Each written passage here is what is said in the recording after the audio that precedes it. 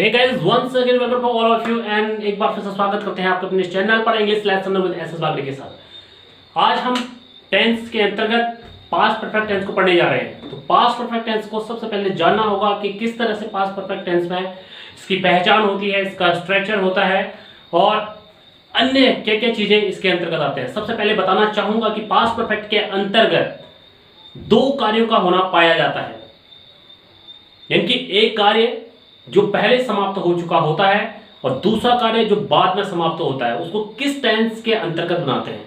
जो पहला कार्य समाप्त होता है उसको पास्ट परफेक्ट के अंतर्गत रखते हैं और जो दूसरा कार्य समाप्त होता है उसको पास्ट इंडेफिनिट के अंतर्गत रखते हैं। यही सबसे मेन पॉइंट इस टेंस के अंतर्गत आता है, इनकी पास्ट परफेक्ट टेंस के अंतर्गत आता है। पहला कार्य समाप्त होने वाले कार्य को पास्ट परफेक्ट में बनाते हैं और पास्ट परफेक्ट का स्ट्रक्चर होता है subject plus had, helping verb had का प्रयोग किया जाता है और हैड के साथ वर्ब की थर्ड फॉर्म का प्रयोग किया जाता है, देन ऑब्जेक्ट का प्रयोग करते हैं। उसके बाद हम बिफोर और आफ्टर, पहले के लिए बिफोर और बाद के लिए आफ्टर का प्रयोग इसमें करते हैं। Then we will use past indefinite tense. The structure of past indefinite tense is subject plus verb की second form, then object. That's it. ये पूरे टेंस का एक खाका है। तो देखते हैं, चलिए come on. Past perfect tense, इसकी पहचान है चुका था, चुकी थी, चुके थे, या था, ई थी, ए थे। इसकी पहचान है। उसके बाद हम इसकी बनावट को देखते हैं। बनावट में मैंने बताया आपको सब्जेक्ट प्लस हेल्पिंग वर्ब में याद रखना, हैड का प्रयोग पास्ट परफेक्ट में किया जाता है और जब पहला कार्य समाप्त होता है उसके अंतर्गत हम लिखेंगे और वर्ब की थर्ड फॉर्म का प्रयोग इसके साथ करेंगे। उसके बाद बिफोर, जब पहले कार्य समाप्त हुआ है बिफोर का प्रयोग करेंगे और आफ्टर, बाद में कार्य समाप्त हुआ है तो आफ्टर के बाद पास्ट परफेक्ट को लिखेंगे। उसके बाद हम देखते हैं दूसरा कार्य जो है उसको पास्ट इंडेफिनिट के अंतर्गत बनाया गया है, कि वर्ब के सेकंड फॉर्म इसमें प्रयोग किया जाता है और कुछ भी इसमें अन्य नया नहीं है। Subject and object already use होता है सभी टेंस के अंतर्गत। अगर मैं बात करूं अफर्मेटिव और नेगेटिव के स्टार्टिंग और एंडिंग की। चलिए शुरू करते हैं अफर्मेटिव सेंटेंस स्वीकारना वाक्य के अंतर्गत पास्ट परफेक्ट टेंस में। सबसे पहले हम देखते हैं पहला सेंटेंस, वर्षा होने से पहले हम घर पहुंच चुके थे। इसमें सिर्फ देखिए, वर्षा होने से पहले हम घर पहुंच चुके थे। पहला कार्य कौन सा हो रहा है? वर्षा नहीं हुई थी अभी, उससे पहले हम घर पहुंच चुके थे, यानी हमारे घर पहुंचने का जो संकेत दिया है उसको हम किस टेंस के अंतर्गत लिखेंगे? पास्ट परफेक्ट टेंस के अंतर्गत लिखेंगे, क्योंकि यह कार्य पहले हुआ है, इसलिए हम इस कार्य को पहले लिखेंगे। हम घर पहुंच चुके थे, वी प्लूरल सब्जेक्ट है, इसमें सिंगुलर और प्लूरल के साथ हैड का ही प्रयोग किया जाता है, मात्र एक हेल्पिंग वर्ब है हैड पास्ट परफेक्ट में, ध्यान रखिएगा। वी हैड रीच्ड, वर्ब की थर्ड फॉर्म, रीच की थर्ड फॉर्म रीच्ड होती है। कहां पहुंच गए थे? होम। लेकिन कब? बिफोर, पहले। किससे पहले? इट रेन्ड, यानी कि वर्षा होने से पहले। Weather, climate, days, week, month, सारी चीजों से पहले इट का प्रयोग किया जाता है और रेंड ये third form, sorry second form का प्रयोग किया गया है। यहाँ पर थर्ड फॉर्म भी रेंड होती है, लेकिन यहाँ पर सेकंड फॉर्म के रूप में प्रयोग किया गया है, क्योंकि सब्जेक्ट के बाद वर्ब की सेकंड फॉर्म का प्रयोग किया जाता है, इसलिए पास्ट इंडेफिनिट के अंतर्गत इसको रखेंगे। और यहाँ पर देखेंगे हैड के बाद वर्ब की थर्ड फॉर्म का प्रयोग किया गया है, बिफोर के बाद इट रेन्ड का प्रयोग किया गया है, क्योंकि पहले क्या हुआ था? पहले जिस जो कार्य हुआ था उसको हमने पास्ट परफेक्ट के अंतर्गत बनाया और दूसरा जो कार्य हुआ था उसको हमने पास्ट इंडेफिनिट के अंतर्गत बनाया था, यानी दूसरे कार्य को। ठीक है, उसके हमने यूज किया बिफोर, पहले। ठीक है, सेकंड देखते हैं, मेरे स्टेशन पहुंचने से पहले गाड़ी छूट चुकी थी। मेरे स्टेशन पहुंचने से पहले गाड़ी छूट चुकी थी, यानी गाड़ी छूट चुकी थी, ये पहला कार्य है। मैं स्टेशन पहुंचा ही नहीं था, गाड़ी छूट चुकी थी, ये पहला कार्य है। तो इसको हम किस में बनाएंगे? पास्ट परफेक्ट में बनाएंगे। तो पास्ट में the train, the when, the train कुछ भी लिखिए, द ट्रेन छूट चुकी थी, the train had started, left भी लिख सकता है, छूट चुकी थी, स्टार्ट हो चुकी थी, यानी बिफोर, पहले। किससे पहले? मेरे पहुंचने से पहले, स्टेशन पहुंचने, आई रीच्ड, सेकंड फॉर्म का प्रयोग किया गया है, आई रीच द स्टेशन। तो सेकंड और थर्ड फॉर्म सेम होती है, रीच्ड। अब बोलेंगे कि कैसे पहचानेंगे, कोई न्यूली स्टूडेंट इस तरह से सोच रहे होंगे कि यहाँ पर अगर रीच्ड थर्ड फॉर्म के रूप में प्रयोग करेंगे तो किस तरह से करेंगे? थर्ड फॉर्म का प्रयोग किया जाता है परफेक्ट टेंस के अंतर्गत। इनकी पास्ट परफेक्ट में भी देख सकते हैं, प्रेजेंट परफेक्ट में भी देख सकते हैं और फ्यूचर परफेक्ट जो होता है, और इनके अंतर्गत हम हमेशा वर्ब की थर्ड फॉर्म का प्रयोग करते हैं और उसमें हेल्पिंग वर्ब हैज हैव का प्रयोग किया गया होगा और हैज हैव के साथ हमेशा वर्ब की थर्ड फॉर्म का प्रयोग किया जाता है और वो सेकंड फॉर्म के रूप में भी प्रयोग किया गया होगा, तो हमको थर्ड समझना पड़ेगा क्योंकि उसमें हैज हैव लगा है। इस बात को अच्छे से समझिएगा। और यहाँ पर सिर्फ सब्जेक्ट के बाद सेकंड फॉर्म का प्रयोग किया जाता है और ऐसा पास्ट इंडेफिनिट के अंतर्गत किया जाता है क्योंकि पास्ट इंडेफिनिट में सब्जेक्ट के बाद सेकंड फॉर्म का प्रयोग किया जाता है, इसलिए हम इसको सेकंड फॉर्म मानेंगे। चलिए आगे बढ़ते हैं। नंबर थर्ड, सोने से पहले वह अपनी किताब पढ़ चुकी थी। पहले किताब पढ़ चुकी थी वो। ठीक है, तो क्या होगा? वह कौन है? लड़की है, तो सी का प्रयोग करेंगे। सी के साथ हैड हेल्पिंग वर्ब यूज किया गया, read, red, read. Third form का प्रयोग किया गया था हैड के साथ। हर बुक, अपनी किताब पढ़ चुकी थी वो, हर आएगा सी के हिसाब से। बिफोर, सी स्लेप्ट, किससे पहले? सोने से पहले, slept second and third form same होती है, तो यहाँ पर सेकंड फॉर्म का प्रयोग किया गया है, पास्ट इंडेफिनिट को लिया गया है सेकंड वर्ग में। नंबर 4, अपना पाठ याद करने के पश्चात राम स्कूल चला गया था। वेरी इंपॉर्टेंट, अपना पाठ याद करने के पश्चात को हम क्या कहते हैं? बाद भी कहते हैं। बाद मतलब आफ्टर। अब देखिए पहला कार्य क्या हो रहा है, इसको समझना बहुत जरूरी है क्योंकि इसमें आफ्टर आया है, उसमें बाद आ रहा था, बिफोर आ रहा था, पहले, लेकिन हम यहाँ पर देख रहे हैं आफ्टर का प्रयोग किया गया है, बाद का प्रयोग किया गया है। अपना पाठ याद करने के बाद, पहले उसने पाठ याद किया, उसके बाद राम स्कूल चला गया था, फिर राम स्कूल गया। अब राम स्कूल गया तो हमको सबसे पहले क्या करना है? सेकंड कार्य को यहां पर लिखना है। क्यों? क्योंकि सेकंड कार्य लिखने के बाद आफ्टर का प्रयोग किया गया है और आफ्टर उसे करने के बाद उसने जो कार्य किया वो फर्स्ट कार्य में आ जाएगा। अगर हम ऐसा नहीं करते हैं तो उसका उल्टा हो जाएगा। क्योंकि मैंने कहा था कि पहला जो कार्य है उस कार्य के अंतर्गत हम पास्ट परफेक्ट का फॉर्मूला यूज करेंगे और जो सेकंड वर्क है, सेकंड कार्य है, उसके अंतर्गत हम पास्ट इंडेफिनिट के फॉर्मूले को रखेंगे। तो यहां पर देखिएगा आप, अपना पाठ याद करने के बाद राम स्कूल चला गया था। तो क्या हुआ? सबसे पहले Ram went to school, Ram school चला गया था। आफ्टर के बाद, किसके बाद? इसका मतलब पहला कार्य जो होगा उसके बाद, यानी पहला कार्य क्या था? He had learned his lesson, अपना पाठ याद करने के बाद वह स्कूल चला गया। यानी अपना पाठ याद करना यह पहला कार्य हो चुका है। पहला लिखना और बाद में लिखने में कोई डिफरेंशियल नहीं आएगा। डिफरेंट क्या है? इसमें जो कार्य पहले हो रहा है उसको हमने किसी भी कीमत पर किस पे लिखना है? पास्ट परफेक्ट के अंतर्गत लिखना है।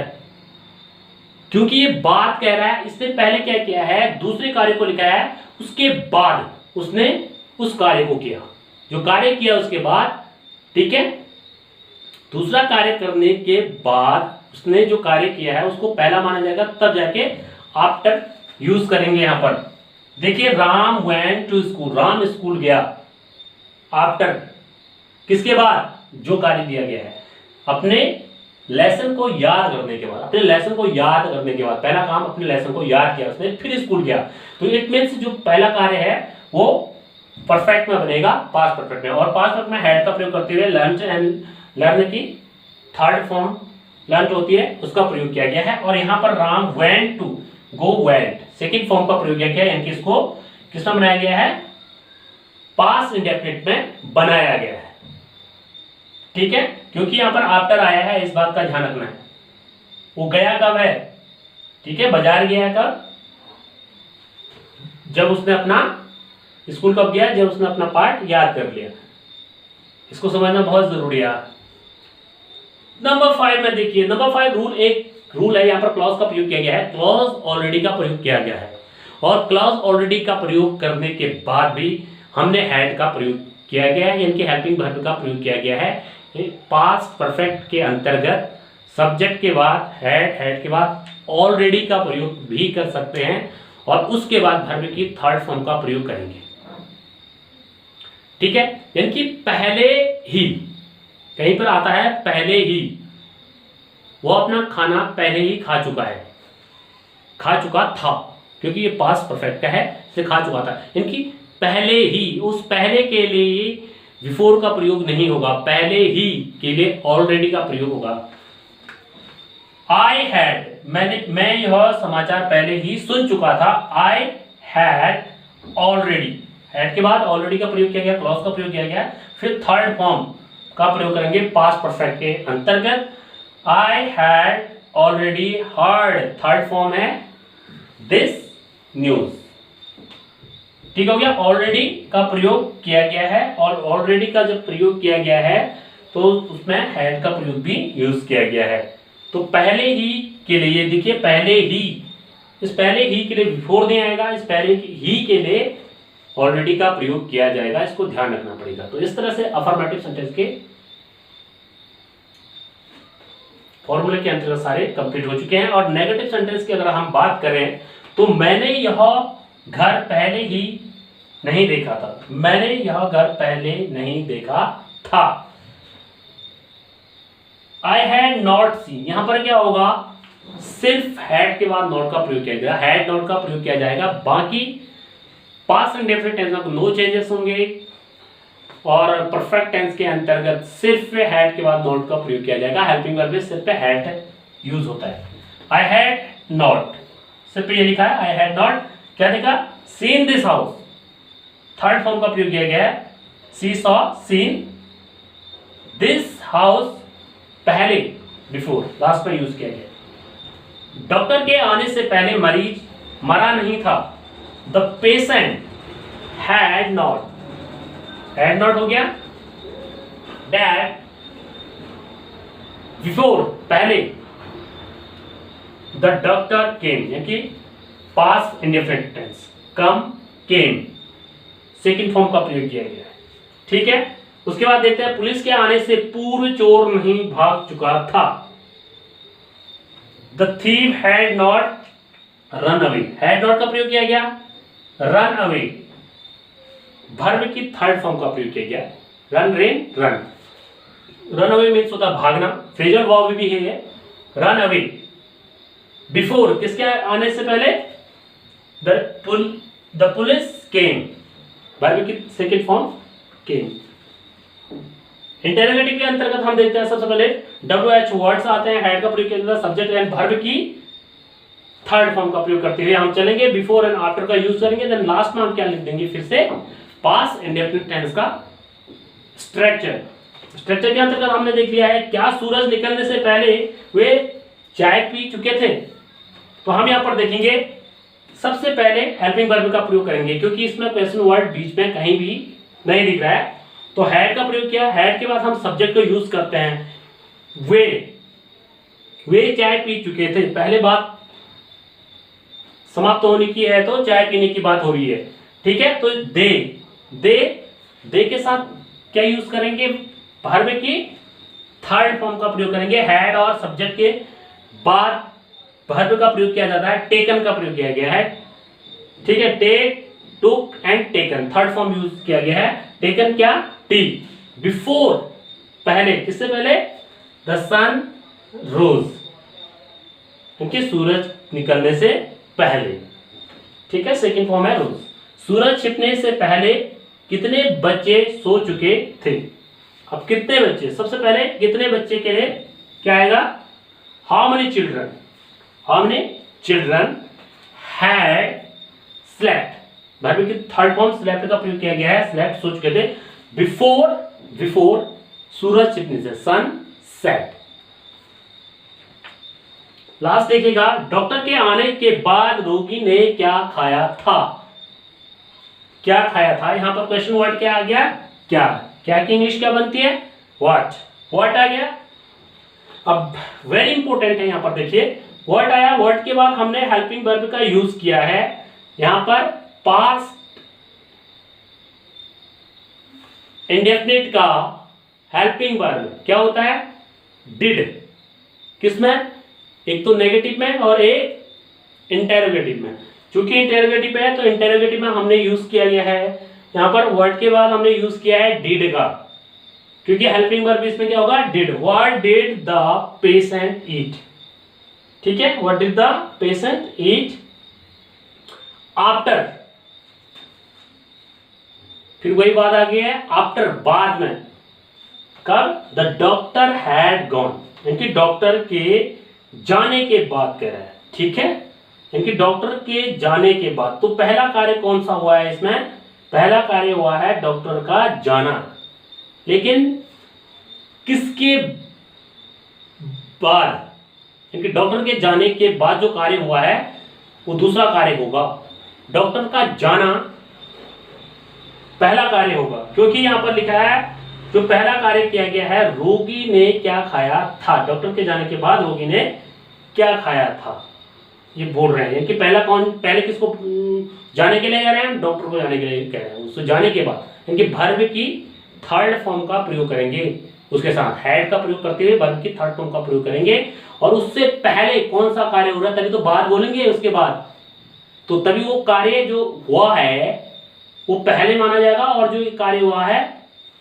वो उसके बाद माना जाएगा, क्योंकि उसके बाद तो कह रहे हैं, उसके बाद, किसके बाद, डॉक्टर के आने के बाद रोगी ने क्या खाया, ठीक है, तो रोगी ने क्या खाया, ये कौन सा कार्य हो गया, सेकंड कार्य हुआ। पहले उसकी बात कर रहे हैं जो चला गया है, फिर उसकी बात कर रहे हैं, रोगी की बात कर रहे हैं, इसको समझना बहुत जरूरी है। बिफोर एंड आफ्टर में थोड़ा सा आपको स्टडी करनी पड़ेगी, और इसके अंतर्गत हम इसको अच्छी तरह से समझ सकते हैं, और इसमें कुछ भी ज़्यादा इंपॉर्टेंट नहीं है। इस पर पास्ट परफेक्ट और प्रेजेंट इंडेफिनिट का फॉर्मूला यदि आपके पास है, आपके दिमाग में है, तो बहुत इजी है, और इसमें थोड़ा सा बिफोर एंड आफ्टर को भी देख लेना है, और that's it. It is very easy tense also, and make a sentence, many sentence like that, and you can take a screenshot also, just minute. I hope आपने स्क्रीनशॉट ले लिया होगा। इसी के साथ ही आपसे विदा लेते हैं, और अगले वीडियो के साथ जल्दी मिलते हैं आपके साथ, तब तक सब्सक्राइब कीजिएगा। Have a wonderful day.